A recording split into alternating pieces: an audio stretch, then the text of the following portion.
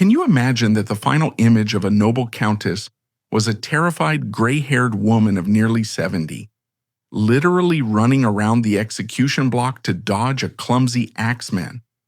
It is a scene so gruesome it makes history shudder.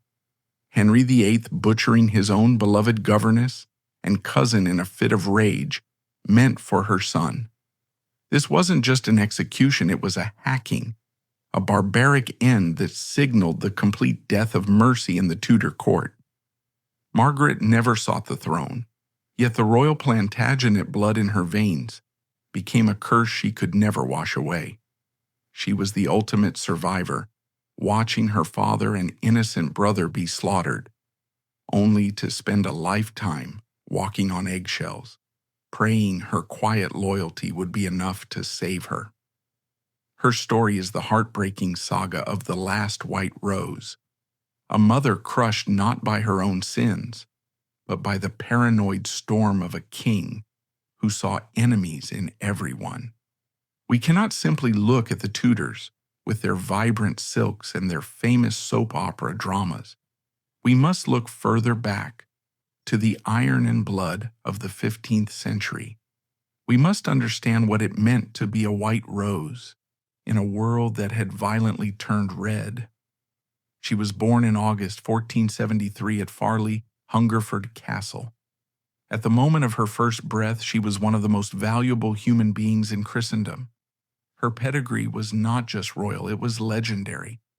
Her father was George, Duke of Clarence, a man of immense charm, immense instability, and the brother to two kings, Edward IV and Richard III. Her mother was Isabel Neville, the eldest daughter of the Earl of Warwick, a man so powerful he was known simply as the Kingmaker.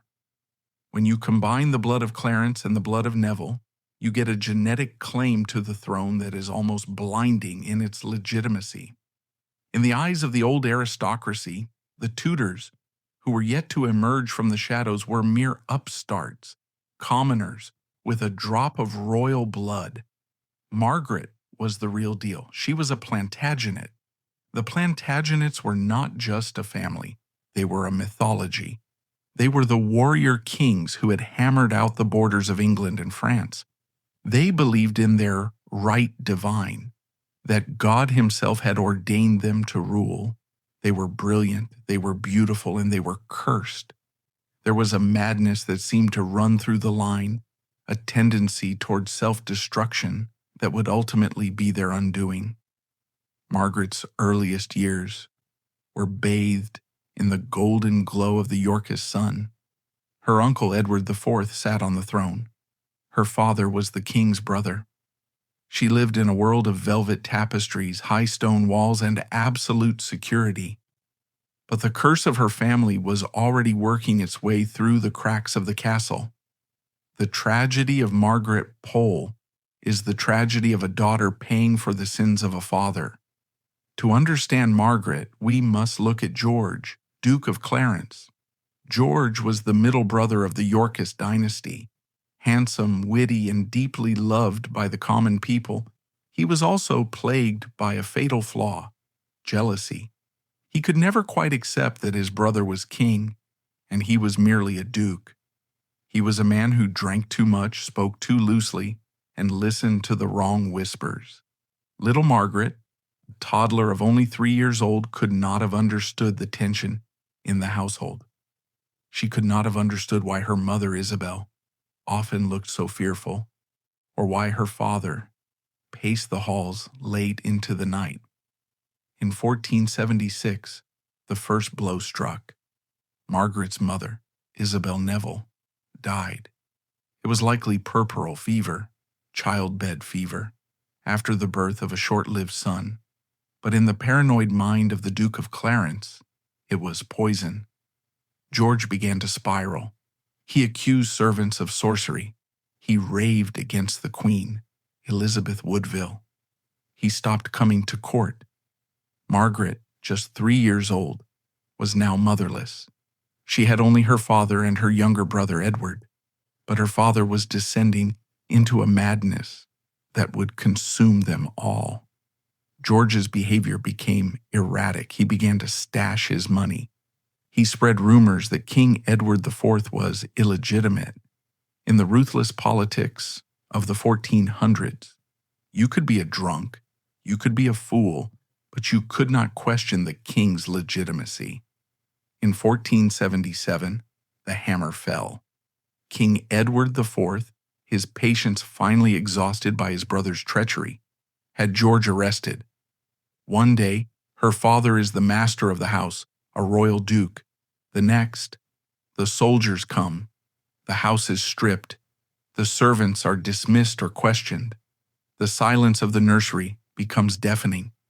George was taken to the Tower of London, the first time that terrible fortress would cast its shadow over Margaret's life.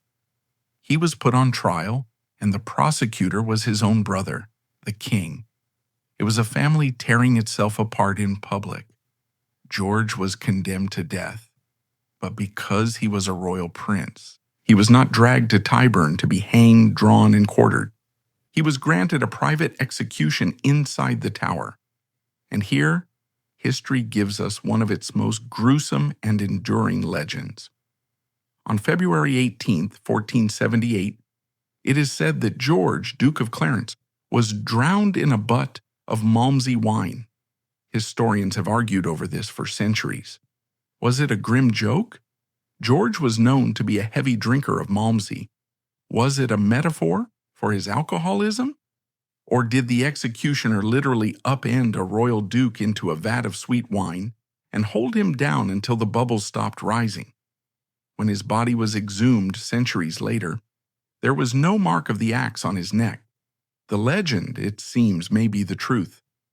Whatever the method, the result for 4-year-old Margaret was catastrophic. She was no longer Princess Margaret or Lady Margaret. She was the daughter of an attainted traitor. In English law, a bill of attainder meant corruption of blood. It meant that the father's crimes had biologically tainted the children. They could inherit nothing. They had no rights. They were legally dead. Overnight, one of the richest heiresses in England became a pauper. Her lands, the vast Warwick estates, the rolling hills, the castles, were confiscated by the crown. She and her little brother Edward were now wards of the king, living on the charity of the uncle who had just killed their father. This is where the steel began to form in Margaret's spine. A child who learns that safety is an illusion, that a father can vanish into a wine cask, and that a king's smile can turn to murder, learns to be quiet. She learned to be observant. She learned that to survive in the court of the Plantagenets, one must be invisible. She was shuffled into the royal nursery to be raised alongside her cousins, the children of Edward IV. It must have been a strange psychological torture. She was playing with the children of the man who killed her father. Yet by all accounts, she was treated kindly. She received an education fit for a queen. She learned to read and write in Latin and French. She learned theology. She learned the intricate dance of court etiquette. But the wheel of fortune in the 15th century spun faster than anyone could predict. In 1483, King Edward IV died suddenly. Margaret was 10 years old. The protector of the realm became her other uncle, Richard, Duke of Gloucester. What happened next is the darkest mystery of English history. Richard took the throne as Richard III. Margaret's cousins, the 12-year-old Edward V and his brother Richard, were taken to the Tower of London for their protection. They were seen playing in the gardens for a few weeks. Then they were seen only at the windows. And then, as the summer turned to autumn, they were seen no more. The princes in the tower vanished. Margaret was now living in a household run by the man suspected of murdering her playmates. Did she fear Richard III? Or did Richard see her and her brother as fellow victims of the Woodville faction? Surprisingly, Richard III was kind to Margaret. He treated her and her brother Edward well. For a brief moment, it looked like their fortunes might be restored. But the storm was gathering across the channel. A man named Henry Tudor, an exile with a flimsy claim to the throne, was building an army. In 1485, the Battle of Bosworth Field changed the world. Richard III was cut down in the mud, the last English king to die in battle. The crown was plucked from a thorn bush and placed on the head of Henry Tudor. The Plantagenet dynasty was dead. The era of the White Rose was over. The Red Rose had won.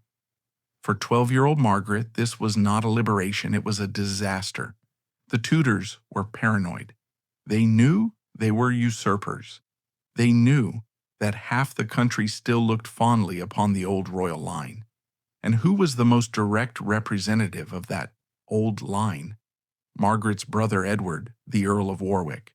At 10 years old, Edward was a potential king. To Henry VII, he was a threat that had to be neutralized.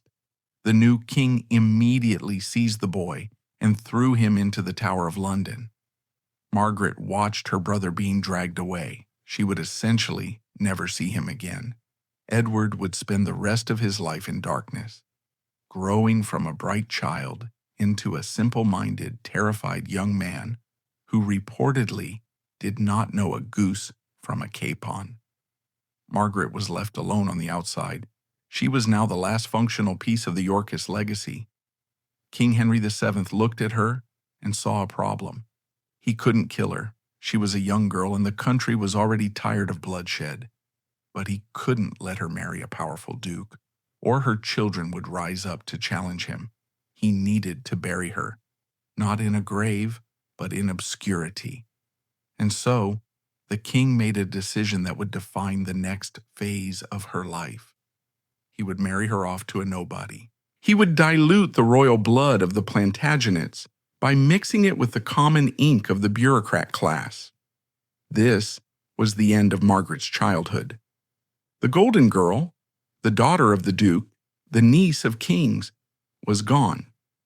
In her place was a survivor, standing silently in the shadows of a new suspicious court, waiting for a destiny that had not yet revealed itself. With her marriage to Richard Pole, the heavy portcullis of the Plantagenet era seemed to slam shut, locking Margaret out of the quarters of power. King Henry VII believed he had successfully buried the White Rose in the unremarkable soil of the gentry. However, he had underestimated the resilience of the woman he sought to erase. While the king focused on cementing his dynasty in London, Margaret was about to turn her exile into a sanctuary, entering a period of quiet survival that would eventually pave the way for a spectacular, albeit temporary, resurrection. The year was 1487. England was holding its breath, waiting to see if the new Tudor dynasty would crumble just as quickly as the Yorkists had. In the midst of this political uncertainty, King Henry VII made his move regarding the young displaced princess, Margaret Plantagenet. He did not lock her in a dungeon, nor did he banish her to a nunnery. Instead, he chose a method of control that was far more subtle and socially acceptable: marriage. The king selected a husband for her with the precision of a chess master. He needed someone loyal enough to the crown to keep an eye on her, but insignificant enough that he could never use Margaret's royal blood to stage a coup. He found the perfect candidate in Sir Richard Pole. To the high nobility of England, the dukes and earls who traced their lineage back for centuries, Richard Pole was nobody. He was a gentleman from Buckinghamshire, a capable administrator, and a soldier. He was safe. He was technically the king's cousin, but he came from the gentry, not the aristocracy. By marrying the daughter of the Duke of Clarence to a mere knight, Henry VII was sending a brutal message to the world. The Plantagenets are finished. Their bloodline is being diluted. They are no longer royalty. They are merely subjects. For Margaret, a girl of 14 raised in palaces, this could have been viewed as a humiliation. She was moving from the courts of kings to a life of domestic obscurity. But Margaret was already learning the most valuable lesson of her life. Obscurity is safe. While the tall poppies were being cut down, the grass remained untouched. She married Richard Pole and retreated into the countryside. For the next 17 years, she disappeared from the history books. These were the silent years. But silence does not mean inactivity. In the quiet of her estates, Margaret was doing the one thing the Tudors feared most. She was building a family. She proved to be exceptionally fertile, bearing 5 children who survived to adulthood: Henry, Arthur, Ursula, Reginald, and Geoffrey. Note the names she chose. Arthur was a nod to the king's eldest son, Prince Arthur, a diplomatic gesture to show loyalty. But Henry and Reginald, these were names that echoed her own family history.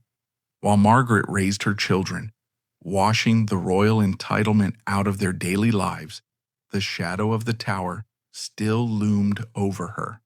Her younger brother Edward, the Earl of Warwick, was still locked away. He had been a prisoner since he was 10 years old.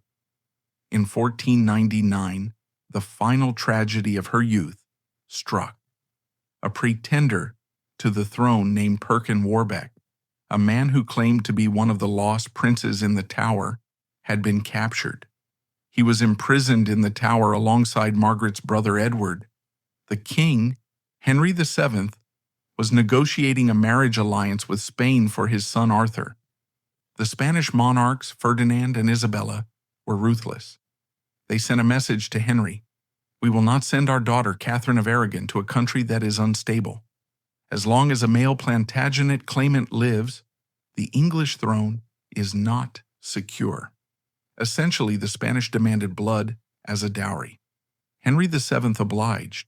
He fabricated a plot, claiming that the naive, simple-minded Edward had tried to escape with Perkin Warbeck. It was a lie. Edward, after 14 years in solitary confinement, barely knew who he was, let alone how to plan a jailbreak. But he was dragged out of his cell, put on a show trial, and on November 28, 1499, the last male Plantagenet was beheaded on Tower Hill. Margaret was 26 years old. She had now lost her mother to illness, her father to a vat of wine, and her brother to the executioner's axe. She was truly the last one left. The grief must have been suffocating, but she dared not show it. To mourn a traitor was to be a traitor.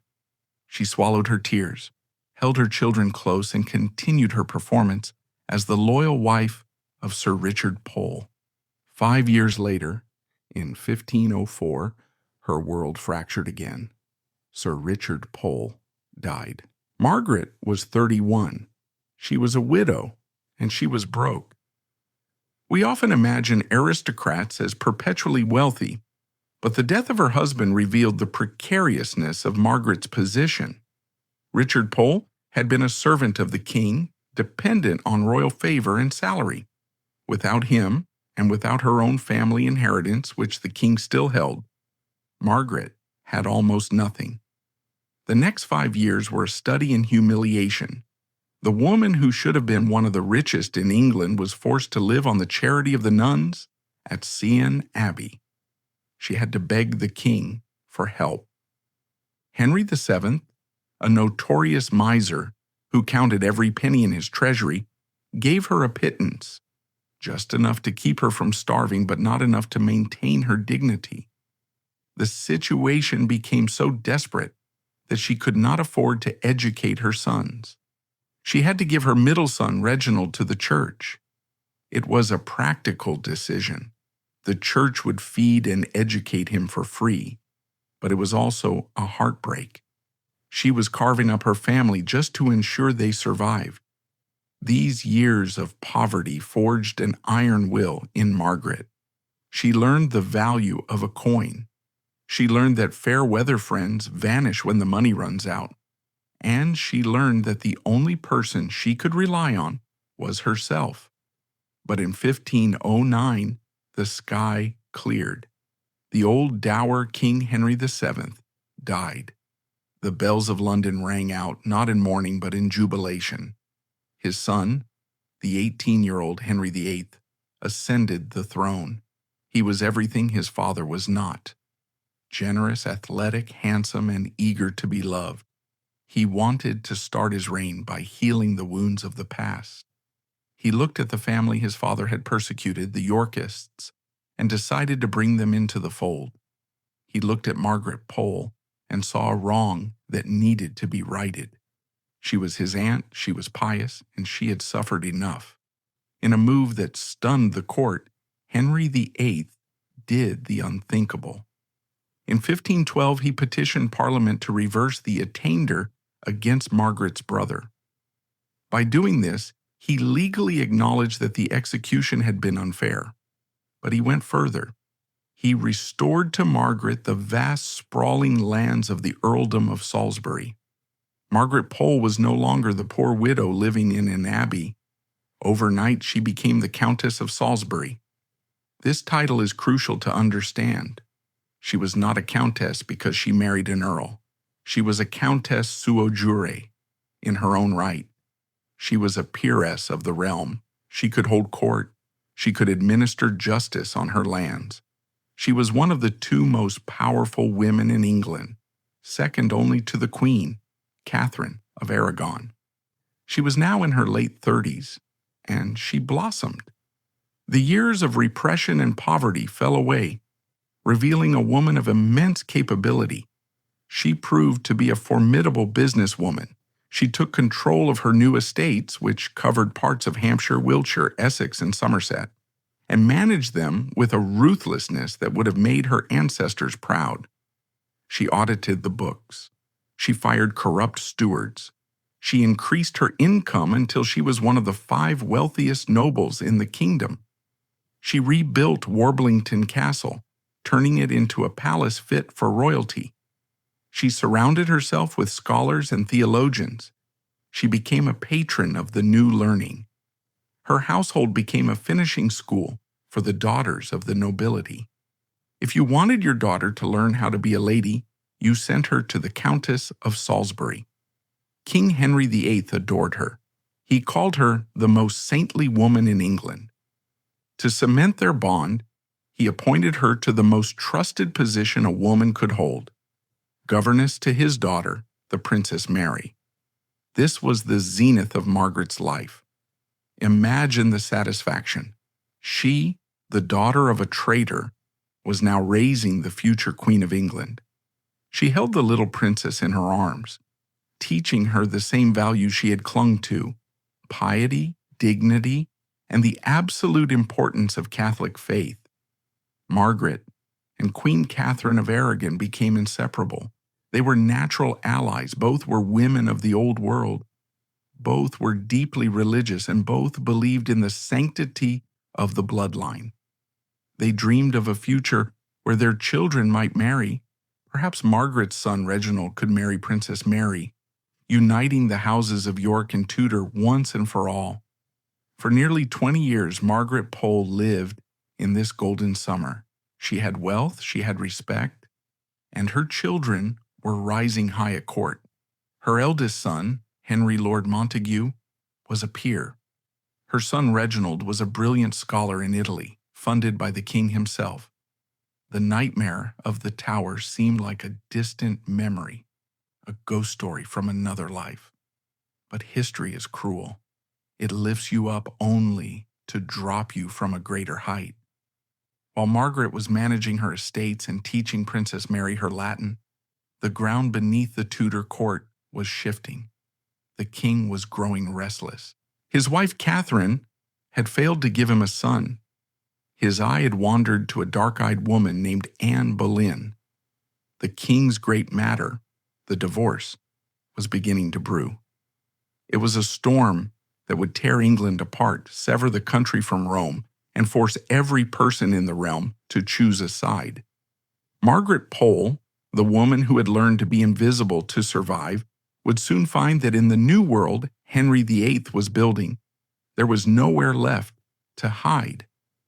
Her blood Once her ticket to restoration was about to become her death warrant once again. For nearly 2 decades, Margaret basked in this Indian summer of royal favor, believing perhaps that the curse of her ancestors had finally been broken. But the stability of the Tudor court was an illusion, resting entirely on the whims of a king whose conscience was becoming as volatile as his temper. As the 1520s drew to a close, the golden age began to curdle. The obsession that would come to define Henry VIII's reign, the desperate need for a male heir, was about to collide violently with the old loyalties that Margaret held dear. The storm was coming, and it would strike from a direction she never anticipated: the clash between her king and her church. The 1520s in England were a time of opulence, of masks and balls, of cloth of gold and flowing wine. But beneath the gilded surface, a tectonic plate was shifting. King Henry VIII, the Golden Prince who had restored Margaret Pole to her glory, was changing. He was growing older, heavier, and more desperate. His wife, Queen Catherine of Aragon, had failed in her one biological duty to provide a male heir. For Margaret Pole, this was not just a political issue, it was a personal tragedy. She loved Catherine. They were women cut from the same cloth, devout, dignified, and royal to their marrow. Margaret was also the governess to the Princess Mary, the only surviving child of the marriage. To Margaret, Mary was not just a charge. She was the future of England, a bright, precocious girl who looked at Margaret with the adoration of a daughter. But Henry VIII had fallen under the spell of Anne Boleyn, a woman with eyes like black pearls and a mind like a steel trap. Anne promised the king what Catherine could not: a son. To get that son, Henry needed to discard his wife. He needed to rewrite the laws of God and man. He needed the great matter, the annulment. This was the moment the ground beneath Margaret's feet began to crack. The king expected loyalty. He had given Margaret back her lands, her title, and her dignity. In his mind, he had bought her. He assumed that when he said, "My marriage is a sin," Margaret would nod and say, "Yes, Your Majesty." He assumed she would help him cast aside the queen and the princess. He did not understand the Plantagenets. Margaret Pole was a woman of the old world. To her, marriage was a sacrament, not a contract to be torn up when it became inconvenient. Furthermore, her loyalty to Catherine was absolute. When the king began to separate Queen Catherine from her daughter Mary, using cruelty as a weapon to force them into submission, Margaret stood in the gap. She became a shield for the young princess. As Mary was stripped of her household, her jewels, and her title of princess, Margaret fought back with a quiet, ferocious dignity. There is a famous moment that illustrates this resistance. The king's commissioners arrived to take Princess Mary's household inventory, essentially to repossess her jewelry and plate, symbols of her royal status. Margaret refused to hand them over. She stood before the king's men, a woman in her 60s, and told them that the servants were honest, and she would not have them blamed for missing items. She effectively body-blocked the king's will. Henry was furious. In 1533, after he had married Anne Boleyn and declared himself supreme head of the Church of England, he struck. He dissolved Mary's household. He stripped Margaret of her position as governess. It was a heartbreaking scene. Margaret begged to be allowed to stay with Mary, even offering to serve her at her own expense, bringing her own servants and food. She knew Mary was being sent to a drafty house to wait upon the infant Elizabeth, and she was terrified for the girl's health. Henry refused. He called Margaret a fool and sent her away. Margaret retreated to her estates. She was now out of favor, but she was not yet in danger. She was simply an inconvenient relic of the old regime.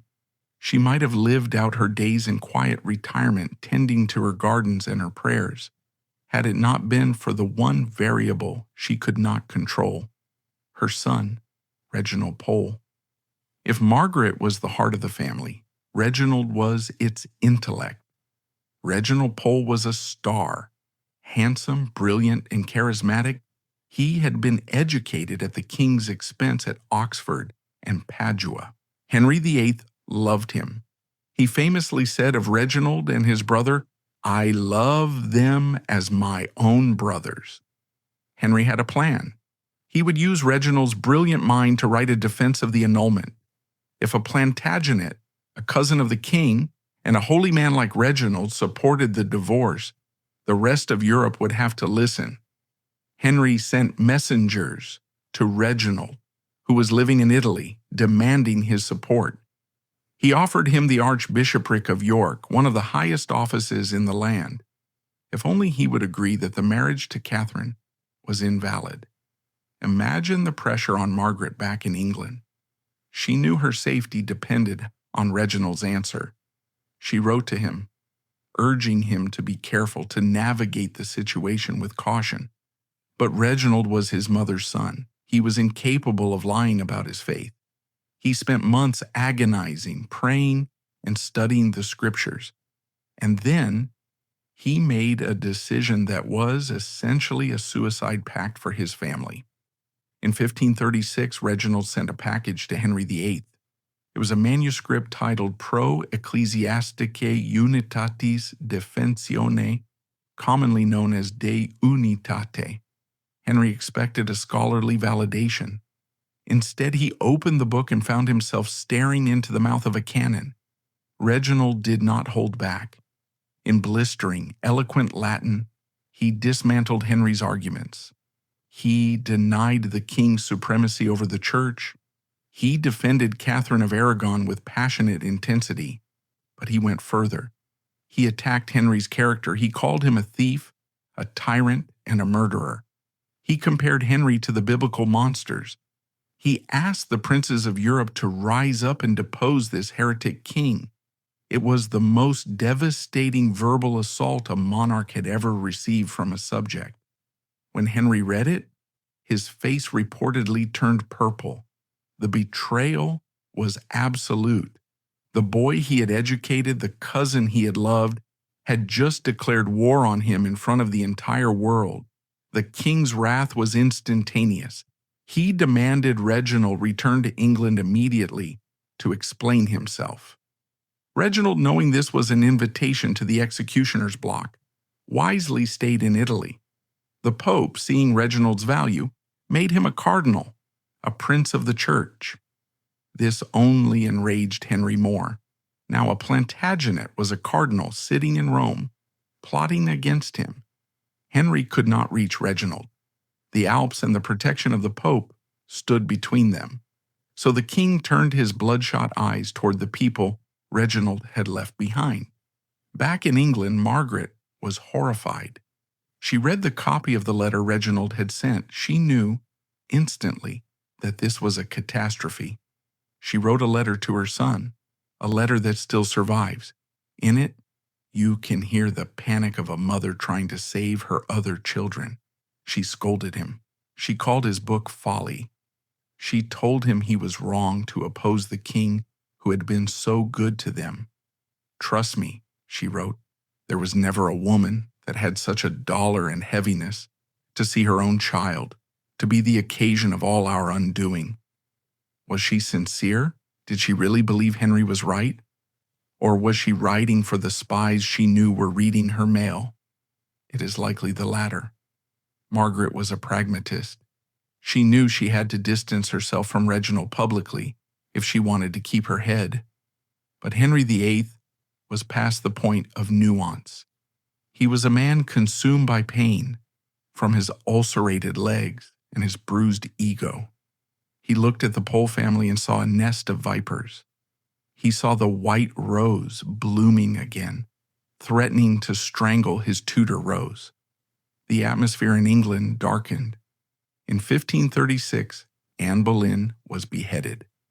For a brief moment, There was hope that Henry might return to the Catholic fold, that the anger would subside. But the machinery of the state, run by the ruthless Thomas Cromwell, was already grinding into gear.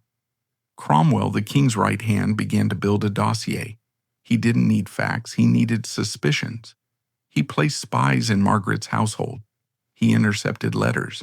He watched who came and went from Warblington Castle. Margaret could feel the net tightening. She was 65 years old. Her friends were disappearing. The monasteries she loved were being dissolved, their roofs stripped of lead, their monks turned out onto the roads. The world, she understood, was vanishing, replaced by a terrifying new order where the king's will was the only law. Then came the Exeter Conspiracy.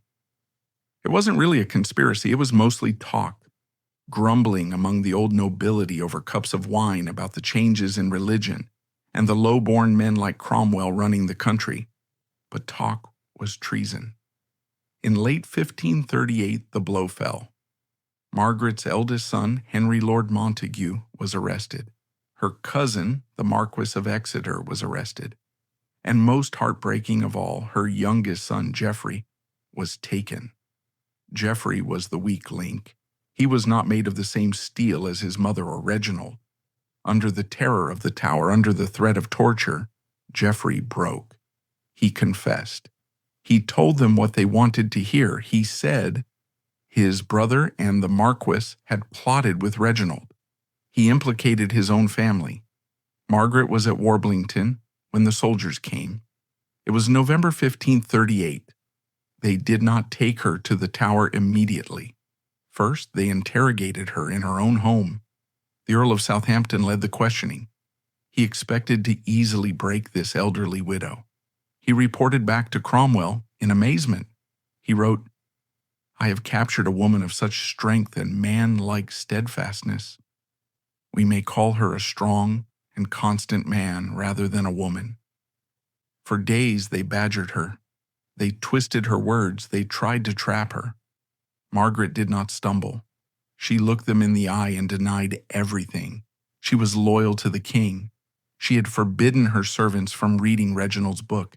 She had nothing to hide. Frustrated, they turned her castle upside down. They ripped through her tapestries, opened her chests, and read her private papers. They found nothing. No letters to Rome, no plans for rebellion, no weapons. But Thomas Cromwell needed a win. He dispatched the Earl of Southampton to tear Warblington apart. And there, the king's men found the only thing they could. In a chest, buried among her linens, they found a tunic. It was a vestment, perhaps intended for a priest. On it was embroidered the 5 wounds of Christ, a symbol of the Passion, hands, feet, and heart pierced. To you and me, it is a religious symbol.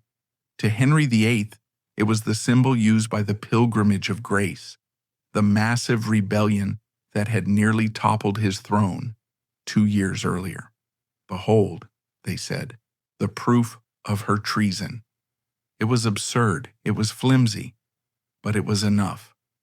Margaret Pole, the Countess of Salisbury, the last Plantagenet, was ordered to pack her things. She was not going to court. She was going to the place where her father had drowned and her brother had bled. The Tower was waiting. The discovery of the tunic and the betrayal by her son Geoffrey shattered the last remnants of Margaret's protection. The king's saintly cousin was now a pariah. As the soldiers escorted her from her home, she was not merely leaving Warblington Castle. She was stepping out of the light of the living world and into the long shadow of history's most infamous prison. The journey to London was a return to the source of her childhood nightmares, where the ghosts of her father and brother were waiting to welcome her into the damp stone silence of the Tower. The journey from the comfort of Warblington Castle to the grim silhouette of the Tower of London was a journey backward in time for Margaret Pole. As the barge cut through the gray waters of the Thames in late 1538, she was no longer the wealthy countess. she was a frightened child of the Yorkist court again, returning to the place that had swallowed her father and her brother. She was lodged in the lieutenant's house, or perhaps a room in the upper levels of the Beauchamp Tower. It was cold. The dampness of the river seeped into the stone, chilling the bones of the 65-year-old woman. But the physical cold was nothing compared to the chill of the silence. She was cut off from the world. Her interrogation continued within the walls. Thomas Cromwell, the king's hammer of the monks, was determined to break her. He needed a confession. He needed her to say that she and her sons had planned to overthrow Henry VIII and place Reginald on the throne. But Margaret was made of flint. She knew that in the game of treason, a confession was a death warrant, not a plea bargain. She maintained her innocence with a stubbornness that infuriated her captors. When it became clear that Margaret would not confess and that there was no physical evidence of a plot, no letters, no weapons, no secret armies, Cromwell did something truly unprecedented. He realized he could not convict her in a court of law. A jury might acquit her. She was an old woman, respected and loved. A public trial could turn into a public relations disaster for the king. So Cromwell dispensed with the law altogether. He went to Parliament and produced the evidence found in her linen chest, the tunic embroidered with the 5 wounds of Christ. He held it up before the House of Lords. He didn't argue that she had done anything. He argued that the symbol itself was proof of her traitorous heart. He claimed the tunic showed her support for the Catholic rebels in the north. Based on this flimsy piece of cloth, Cromwell introduced a bill of attainder. This is a legal concept that is terrifying to modern ears. An act of attainder was a legislative act declaring a person or group of persons guilty of some crime and punishing them without a trial. It was a law that said Margaret Pole is guilty because we say she is. There was no defense, no witnesses, no judge, just a vote by men who were terrified of the king. In May 1539, the act was passed. Margaret was stripped of her titles. She was stripped of her lands. She was stripped of her humanity. She was now legally a non-person, a body waiting for the king's pleasure. While Margaret sat in her cell, unaware of the legal machinery grinding her down, the axe fell on her family. On December 9, 1538, her eldest son, Henry Pole, Lord Montague, was beheaded on Tower Hill. With him died her cousin, the Marquis of Exeter.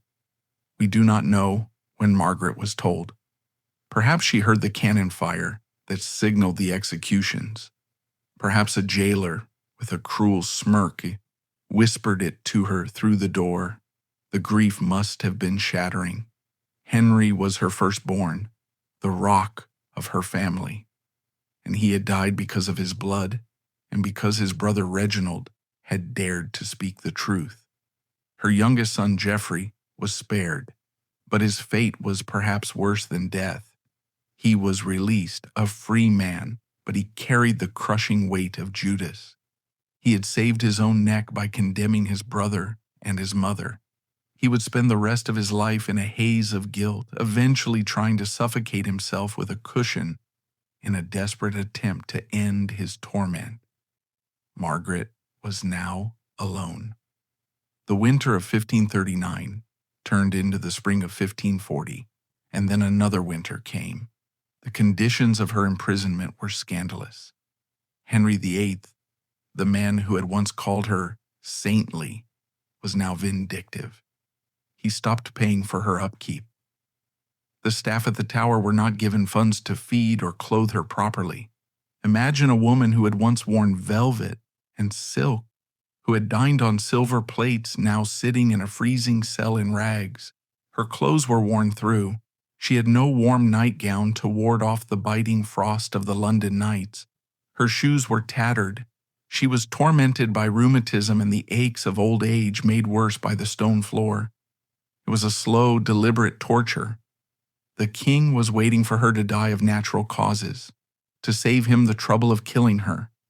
But Margaret Pole refused to die. She held on, she prayed, she carved. If you visit the Beauchamp Tower today, you can see graffiti carved into the stone walls by prisoners waiting for death. Among them is an inscription attributed to the Pole faction. It is a physical testament to the hours, days, and months of boredom and terror. Margaret carved her existence into the rock, asserting her reality in a world that wanted to erase her. In 1540, a glimmer of light appeared in the darkness. Henry VIII had married his fifth wife, Catherine Howard. Catherine was a teenager, flighty and young, but she had a kind heart. When she heard about the condition of the king's elderly cousin in the tower, she was horrified. In a brave move, Queen Catherine urged Henry to show mercy. She couldn't get Margaret released. Henry was too stubborn for that. But she did get permission to send a care package. The records show that in early 1541, the Queen sent Margaret a new wardrobe. It included a fur-lined nightgown, a bonnet, 4 pairs of shoes, and warm hose. It was a lifeline. For the first time in 2 years, Margaret was warm. It must have felt like a miracle. Perhaps she thought the king's anger was softening. Perhaps she thought she might eventually be released to die in a nunnery. But Henry VIII was not softening. He was hardening. The year 1541 was a bad year for the king. His health was failing. His leg was a mass of agony. He was moody, paranoid, and quick to anger. And then, trouble stirred in the north. A minor uprising broke out in Yorkshire, led by a man named Sir John Neville. It was not a major threat. It was quickly crushed. But to Henry's fevered mind, it was proof that the White Rose was still a danger. He believed that as long as any Plantagenet breath remained in the world, his throne was shaky. Margaret had absolutely nothing to do with the uprising. She was locked in a tower hundreds of miles away. She had no money, no messengers, no influence. But logic no longer mattered. Henry decided it was time to clean house. He wanted the tower emptied. He wanted the loose ends tied up. On the morning of May 27th, 1541, the order was given. There was no warning. There was no notification of a date. Margaret was not told to prepare her soul. The constable of the tower, Sir John Gage, walked to her cell door. He was accompanied by guards. The sound of their boots on the stone stairs would have been the only warning. The door creaked open. The constable entered. He looked at the frail 67-year-old woman, perhaps wearing the very gown Catherine Howard had sent her. He told her to make ready. She was to die within the hour. Margaret stared at him. She was confused. She had never been put on trial. She had never been sentenced by a judge. As far as she knew, she was a prisoner of state, not a condemned criminal. "I know of no crime of which I am accused," she said. It was a final, desperate plea to reason. But the constable had his orders. The scaffold was not being built on Tower Hill where the crowds could see. That would be too risky. The people might riot at the sight of an old grandmother being executed. Instead, a small private block had been set up on Tower Green, within the walls. It was a quick, dirty job.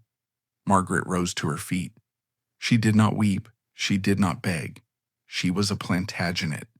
If this was the end, she would meet it standing up. She smoothed her dress, said a final prayer, and walked out of her cell into the blinding light of the May morning. With the sudden command to prepare for death, the long, agonizing wait was over. There was no time for goodbyes, no time to write a final letter to Reginald, no time to petition the king. There was only the stone staircase and the morning light. As Margaret stepped out of the Beauchamp Tower, blinking against the brightness of May, she walked not toward a grand public spectacle, but toward a hurried, shameful secret. She was walking toward a patch of green grass that was about to become the stage for a crime so visceral it would strip away the veneer of Tudor chivalry forever. The distance from the Beauchamp Tower to the center of Tower Green is not far, perhaps 100 paces across the cobbles. But for Margaret Pole, on the morning of May 27, 1541, it was the longest walk of her life. She stepped out into the air. It was a spring morning, the kind where the light is sharp and clear, indifferent to the darkness of human affairs. The Tower of London was usually a hive of activity, soldiers drilling, servants rushing, boats docking, but on this morning, a hush had been orchestrated. The king did not want a spectacle. He did not want the common people of London to see what he was about to do. There were no cheering crowds, no jeering mobs, no speeches. There was only a small cluster of witnesses, the Lord Mayor of London, a few aldermen, and the constable of the Tower. They shifted uncomfortably as they watched her approach. They were expecting a traitor. What they saw was a grandmother.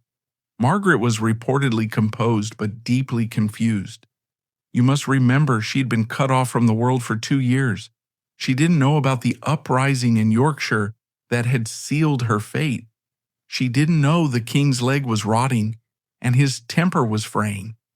To her, this was a sudden, unexplained interruption of her morning prayers.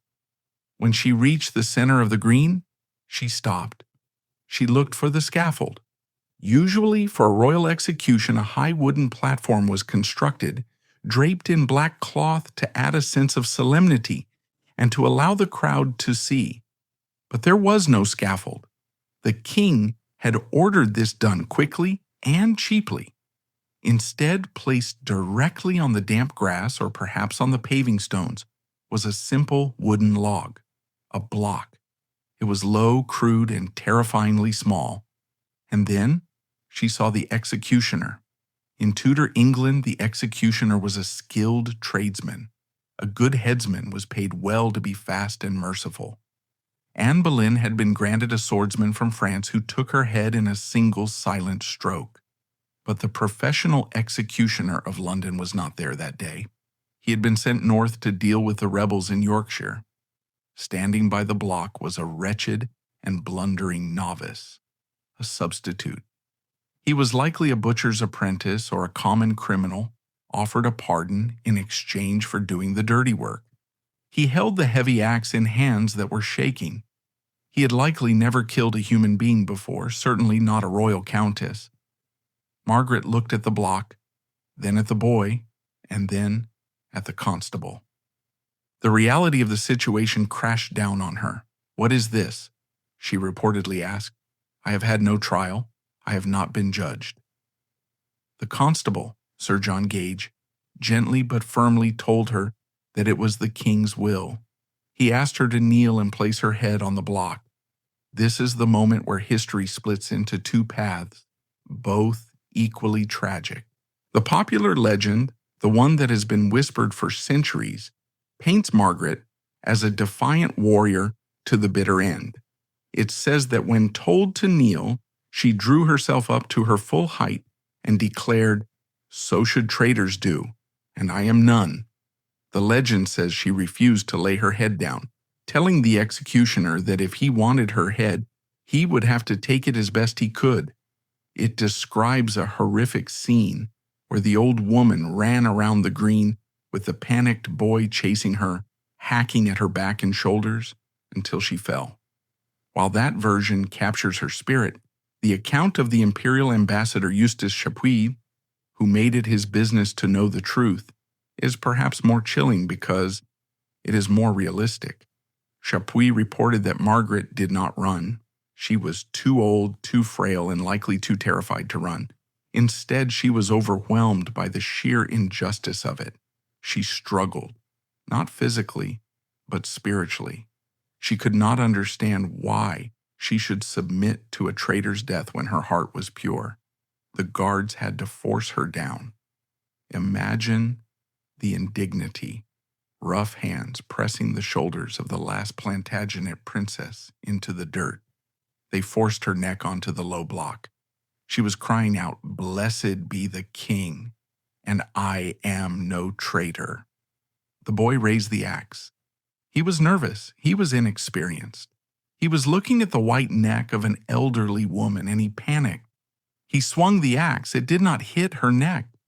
The heavy blade smashed into her shoulder, carving deep into the bone and flesh. The sound that erupted from Margaret Pole was not a prayer.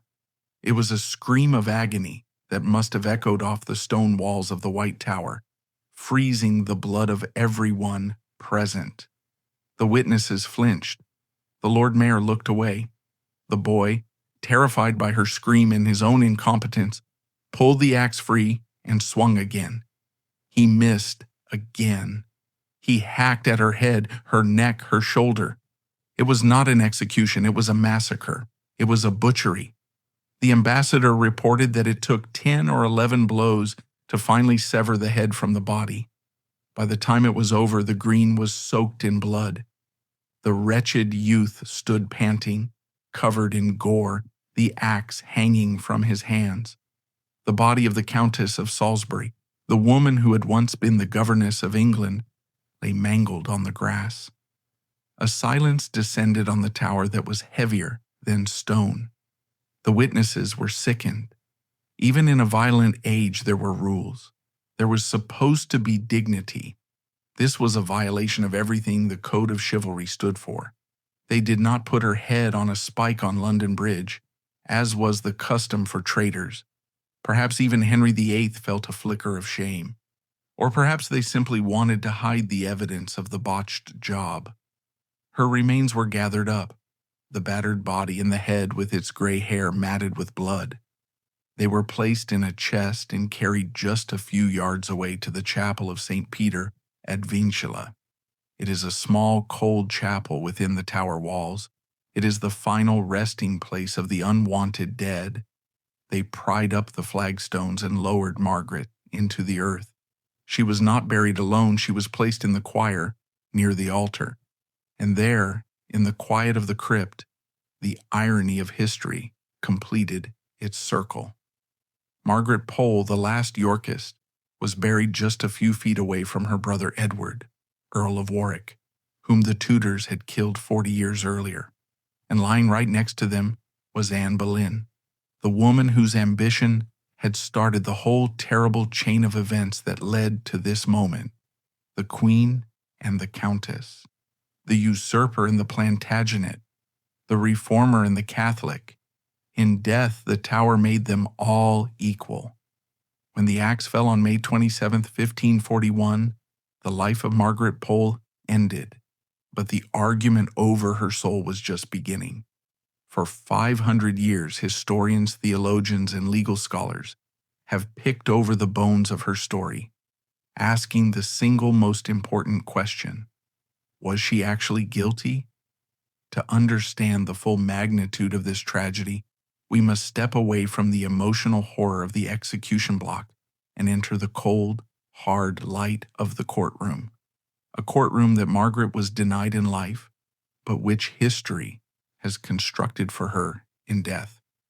This is the controversy and historical argument section of her life, where we separate the Tudor propaganda from the reality of the woman. The official Tudor narrative, crafted by Thomas Cromwell and maintained by Henry VIII, was simple. Margaret Pole was a traitor. They claimed she was the matriarch of a nest of vipers, a woman who used her position to coordinate a massive Catholic uprising to dethrone the king and replace him with her son, Reginald, or perhaps her cousin, the Marquis of Exeter. But when we look at the evidence with modern eyes, the Crown's case crumbles into dust. Let us examine the smoking gun, the tunic found in her linen chest. Cromwell presented this to the House of Lords as absolute proof of treason. It was embroidered with the 5 wounds of Christ. Cromwell argued that because the Catholic rebels in the Pilgrimage of Grace had marched under this banner, Margaret possessing it meant she was secretly one of them. This argument is legally absurd. The 5 wounds was a standard Orthodox Catholic devotion. It was as common in medieval England as a crucifix is today. Finding a 5 wounds badge in the home of a devout Catholic woman in 1541 was not proof of treason. It was proof that she went to church. It would be like arresting someone today for treason because they own a national flag. It was a symbol of faith, twisted by a desperate prosecutor into a symbol of war. Furthermore, we must look at the interrogation records. The king's men, experts in breaking prisoners, spent months interrogating Margaret. They had her isolated. They had her terrified. And yet in all those months, they never extracted a confession. Even more telling, they never found a single letter. Margaret Pole was a prolific writer. She managed vast estates. She corresponded with the queen, the princess, and her sons.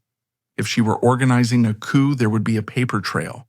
There would be codes, ciphers, messengers. The crown found nothing. Not one scrap of paper linked her to a conspiracy. This absence of evidence is, in itself, a powerful form of evidence. It suggests that the conspiracy existed only in the paranoid mind of the king. Then there is the matter of her son Geoffrey. The crown's entire case rested on the testimony of Geoffrey Pole, Margaret's youngest son. Under the threat of torture in the Tower, Geoffrey claimed his family was plotting, but historians widely agree that Geoffrey's testimony was worthless. He was a broken man, likely mentally unstable, saying whatever the interrogators fed him to stop the pain. He was the only witness, and he was a witness under duress. In any fair court, even by 16th century standards, his testimony would have been treated with extreme skepticism. So if she was innocent of treason, why did she have to die? The answer lies in the concept of dynastic hygiene. Henry VIII did not kill Margaret Pole because of what she did. He killed her because of what she was. She was a Plantagenet. She carried the blood of kings Edward IV and Richard III. As long as she lived, she was a rallying point for anyone who hated the Tudors. Henry was an insecure king. He knew his father had seized the throne by force. He knew his own claim was shaky. He looked at Margaret and saw a living, breathing alternative to his rule. Her death was a preemptive strike. It was a mob hit. The king was clearing the board of potential rivals to ensure the succession of his son, Edward. It was a cold, calculated political murder masquerading as justice. For centuries, Margaret was just a victim. But in the late 19th century, the Catholic Church began a retrial of her case. This was not a criminal trial, but a canonization process. The devil's advocate was tasked with proving she was not a martyr, that she died for political reasons, not religious ones. The Church's investigation was rigorous. They combed through the archives of the Vatican and London. They looked at the letters of Reginald Pole. Reginald's writings provided the key. He argued that his mother's refusal to support the king's supremacy over the church was the true cause of her death. When the king's men came to her at Warblington, they didn't just ask about politics. They asked about her loyalty to the Pope versus the king. By refusing to acknowledge Henry as the head of the church, she was making a theological statement. The Vatican concluded that while the charge was treason, the motive was hatred of the faith. They argued that if Margaret had simply renounced her Catholicism and sworn the oath of supremacy, Henry would likely have spared her. Because she chose her conscience over her safety, she was a martyr. When Pope Leo XIII beatified her in 1886, it was a vindication that took 345 years to arrive. It was the final judgment of history, overturning the judgment of Henry VIII. But what of the human cost? What of the psychological wreckage left behind? We must return to Reginald Pole one last time. The image of the cardinal in Rome, wearing white to celebrate his mother's birthday into heaven, is moving. But beneath the piety, there must have been a terrible burden. Reginald knew with absolute certainty that it was his book that had killed her. If he had stayed silent, if he had just accepted the bribe of the Archbishopric of York, his mother would likely have died in her bed at Warblington, an honored old woman. He carried that guilt for the rest of his life. It shaped him. It made him hard. When he returned to England under Queen Mary, he was a man on a mission. He wanted to wash the sin of the schism away, perhaps to atone for the blood of his family. His fervor to restore Catholicism, which led to the burning of Protestants, can be traced back to the trauma of 1541. He was a man trying to justify the sacrifice of his mother by ensuring that her cause ultimately won. In the end, he failed. England became Protestant. The monasteries remained ruins. But in his failure, the tragedy of the Poles achieves a kind of perfect, melancholy symmetry. They were a family that stood for the old ways, the old religion, the old chivalry, the old royal blood, and they were swept away by the brutal, efficient, modern machine of the Tudor state. When the news of the execution leaked out of the Tower, it sent a shockwave through London. The citizens were appalled. They whispered that the king was mad, that he was killing the old nobility to feed his own paranoia. But the real impact was felt across the sea. In Rome, a messenger arrived at the chambers of Cardinal Reginald Pole. He carried the news that Reginald had been dreading for 2 years. He told the cardinal that his mother was dead. Reginald's reaction was profound. He did not rage. He did not scream. He went into his private chapel. He later wrote to a friend that he had always thanked God for giving him a noble and virtuous mother. But now, he said, he had an even greater reason to give thanks. Until now, he said, I was the son of one of the best and most honored women in England. Now I am the son of a martyr. He refused to wear the black robes of mourning. Instead, he wore white, the color of celebration, the color of the saints. He declared that his mother's death was not a defeat, but a victory. She had died for the faith. She had refused to compromise her soul for the king's favor. The kings of Europe, Francis I of France, Charles V of Spain, were horrified. They saw Henry VIII not as a brother monarch, but as a tyrant who slaughtered women and children. The execution of Margaret Pole stained Henry's reputation permanently. It was the moment he crossed the line from a strong king to a monster in the eyes of his peers. But back in England, the king was satisfied. The deed was done. The Plantagenets were gone. The white rose had been crushed into the mud. Or so he thought. Henry VIII believed that by killing Margaret, he was ending a story. He believed he was securing his dynasty, but he forgot that martyrs are more dangerous dead than alive. He forgot that by spilling the blood of an innocent woman, he was planting a seed that would grow in the dark, waiting for the right moment to bloom. The body of Margaret Pole lay under the stones of the chapel, but her spirit was already beginning its second life. She was no longer just a countess. She was a symbol. And symbols are the one thing a king cannot kill with an axe. The earth of the chapel floor closed over the mangled remains of the countess, and for a moment it seemed that Henry VIII had won.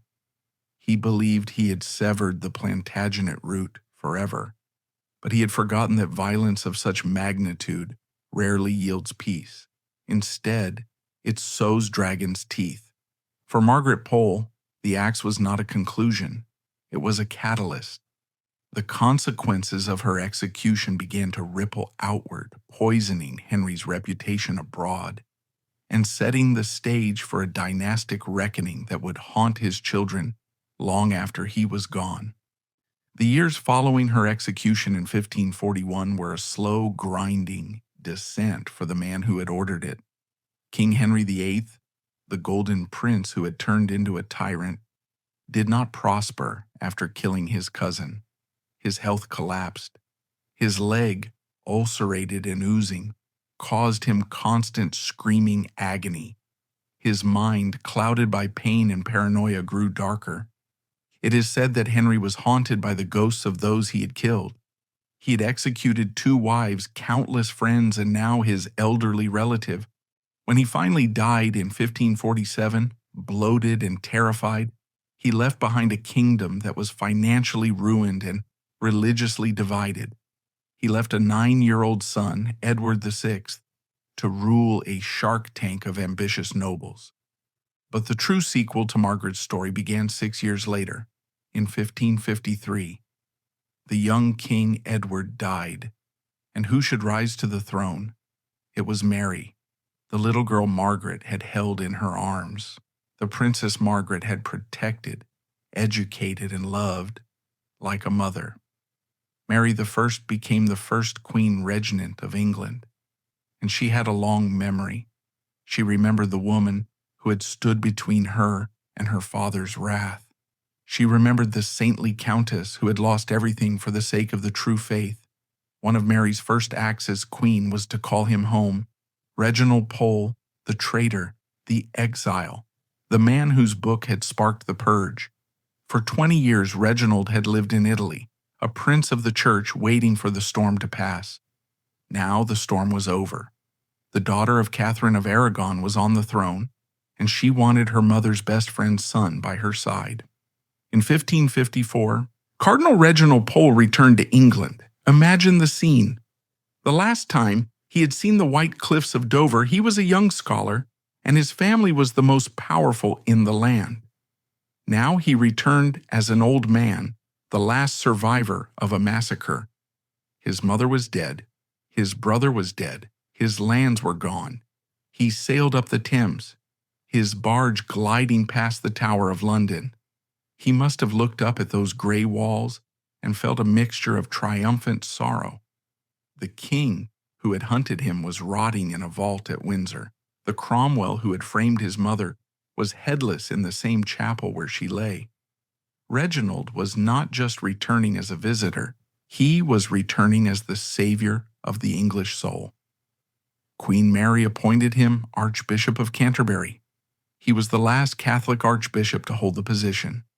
For a brief flickering moment, historians call it the Marian Restoration. It seemed as if Margaret's sacrifice had won. The Latin Mass returned. The monasteries began to whisper with life again. Reginald and Mary, 2 damaged survivors of Henry VIII's brutality, tried to rebuild the world that had been smashed. Reginald often spoke of his mother during this time. He did not speak of her with bitterness, but with a strange, holy pride. He told the court that he was the son of a martyr.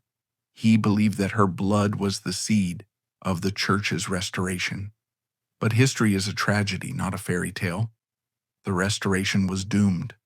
Queen Mary was ill, likely with ovarian cancer, though she desperately believed she was pregnant with an heir. The people of England had moved on. The Protestant Reformation had taken root in the minds of the young. The burnings of heretics, the fires of Smithfield, turned the public against Mary and Reginald.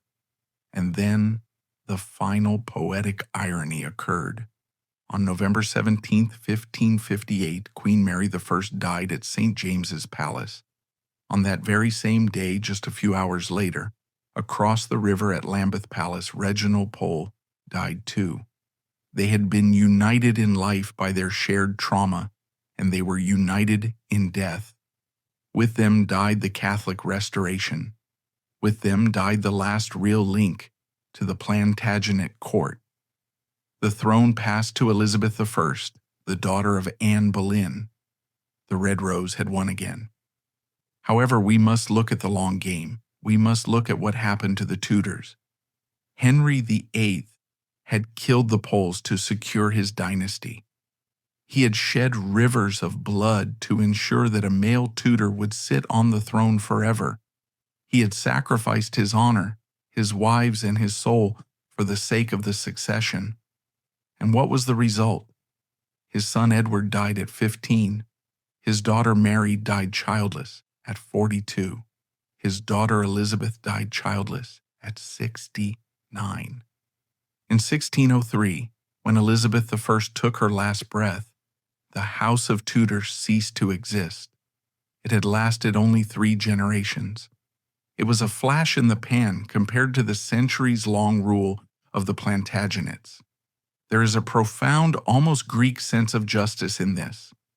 Henry VIII destroyed the Plantagenets because he feared they would take his throne. In the end, his throne was taken not by a Plantagenet, but by time and biology. The dynasty he tried so desperately to protect with the axe simply withered on the vine. Margaret Pole's line, however, did not vanish completely. Though her sons Henry and eventually Reginald died without issue, her granddaughter, Catherine Pole, married Francis Hastings, the 2nd Earl of Huntingdon. Through her, the Plantagenet bloodline continued. It flowed into the aristocracy of England, silent but surviving. While the Tudors became a closed book, a dynasty of ghosts, the descendants of the woman they butchered walked the halls of power for centuries to come. But Margaret's legacy is not just genetic, it is spiritual. For centuries after her death, Margaret Pole was a quiet figure in history. The Protestant historians who wrote the books in the 17th and 18th centuries didn't know what to do with her. They couldn't call her a traitor. The evidence was too flimsy. But they couldn't call her a hero because she was a Catholic. So they largely ignored her. She became a footnote. The old woman who ran around the scaffold. But the Catholic Church never forgot. In the archives of Rome, the letters of Reginald Pole were preserved. The accounts of the ambassadors who witnessed her death were kept safe. To them, she was not a political victim. She was a witness to the truth. She was a woman who had been offered a choice: renounce your conscience and live, or hold fast and die. She chose to die. In the late 19th century, a new investigation began. The Vatican opened the cause for beatification for the English martyrs. They looked at the execution of Thomas More. They looked at John Fisher. And they looked at Margaret Pole. They examined the trial records, or rather, the lack of them. They examined the evidence of the tunic. They examined her life of charity, her devotion to the Princess Mary, and her steadfast refusal to lie to save her skin. The conclusion was clear. She had not died for politics. She had died in odium fidei, in hatred of the faith. The king had killed her because she represented a moral authority he could not control. On December 29th, 1886, Pope Leo XIII beatified her. She was no longer just the Countess of Salisbury. She was Blessed Margaret Pole. This title transformed her story.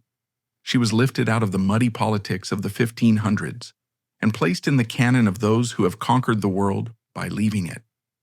Today, if you go to the Church of St. Mary of the Angels in Bayswater, London, you will find a side chapel dedicated to her. It is a quiet place.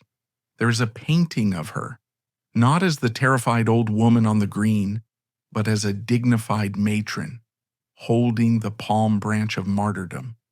But the most powerful monument to her is not in a church. It is in the Tower of London itself. Every year, millions of tourists walk past the spot where she died.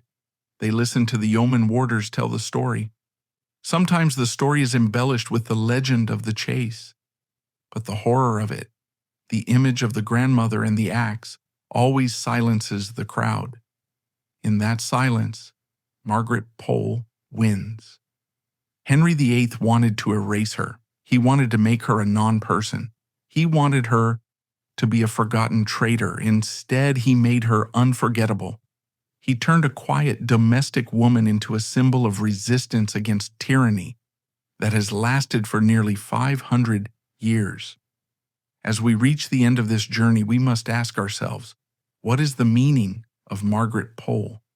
Why does she matter to us in the 21st century? She matters because she represents the silent strength. History is usually written about the people who shout, the people who lead armies, who sign treaties, who make speeches. Margaret Pole did none of these things. She ran a household, she raised children, she prayed, she taught a little girl to read Latin. Her heroism wasn't in what she did, but in what she refused to do. She refused to sell her soul. She refused to betray her son. She refused to acknowledge a lie, even when the King of England held a sword to her throat. In a world that is often obsessed with power, fame, and bending with the wind, Margaret Pole stands like a lighthouse. She reminds us that dignity is not something that is given to you by a king. It is something you build inside yourself, stone by stone, through a lifetime of choices. They took her lands, they took her title, they took her life, but they could not take her name. She was born a Plantagenet. She died a Plantagenet. And on that cold May morning, as the clumsiness of the executioner turned a judicial murder into a horror show, she proved that while you can kill the body, you cannot kill the blood. The white rose was cut down, yes, but its scent still lingers in the halls of history, a reminder of a woman who faced the monster of her age and did not blink. The story of Margaret Pole is a tragedy, certainly, but it is also a triumph. It is the triumph of the human spirit over the brutality of the state, and that is why, 5 centuries later, we are still telling her story. So, how should we remember Blessed Margaret Pole today? In a terrified age where dukes and bishops bowed and scraped before a tyrant, changing their religion whenever the king changed his mind, Margaret stood still. She is the anchor. She represents the integrity of the human spirit. When you imagine her, don't just see the gruesome end on the green. See the young girl surviving the destruction of her family in the Wars of the Roses. See the struggling widow counting pennies to feed her children. See the magnificent countess managing her estates and patronizing scholars. See the loyal friend shielding Princess Mary from her father's cruelty. And yes, see the old woman carving her name into the stone wall of the tower. That carving is her true epitaph. It is a scratch of defiance against the silence of history. It says, I was here, I mattered, you can take my head, but you cannot take my truth. Margaret Pole was the last white rose. And as long as we tell her story, that rose never truly withers.